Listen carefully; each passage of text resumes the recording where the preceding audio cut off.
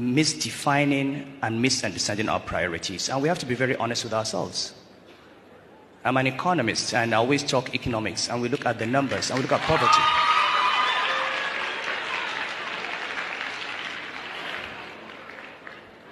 If you look at all the poverty indices in the world today, you'll find that in southwest Nigeria, the incidence of poverty is 20%.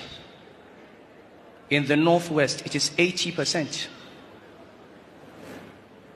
The northeast, it's 80%.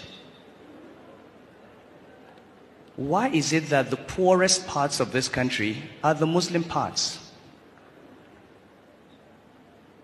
Why is it that in a state that started Sharia in 1999, and we just heard the opening verses today, Iqra bismi rabbika alladhi khalaq. This is the very first verse revealed in the Quran.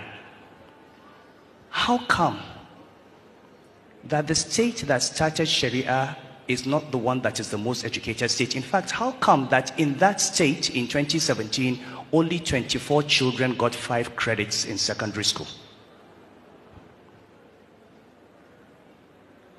How do we define Sharia? How do we define Islam? Illiteracy? Malnutrition? Children on the streets? We have to ask ourselves. And we can't ask those questions until we begin to understand through usul that you have to live in this world well in order to serve Allah for the hereafter. For Islam to prosper, we need educated Muslims. We need Muslims that are not begging. We need Muslims who are standing on their feet. Believe me, if poverty continues in the north, Islam will disappear from the north. The Prophet said, Allahumma inni a'udhu bika min al-kufri wal-faqri. Allah, I seek refuge with you from disbelief and poverty. And he said, Kad al-faqru an yakuna kufran. Poverty can lead to disbelief.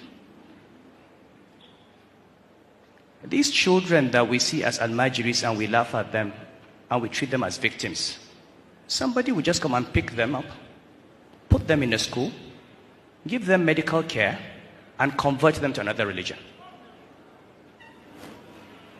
And they will do that by the hundreds and the thousands.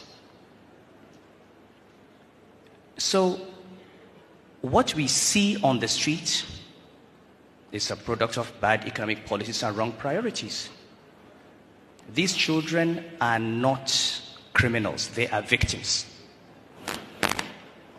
What part of Islamic law, what verse in the Quran, what hadith of the Prophet allows a father to give birth to a child and leave the child to go and fend for himself?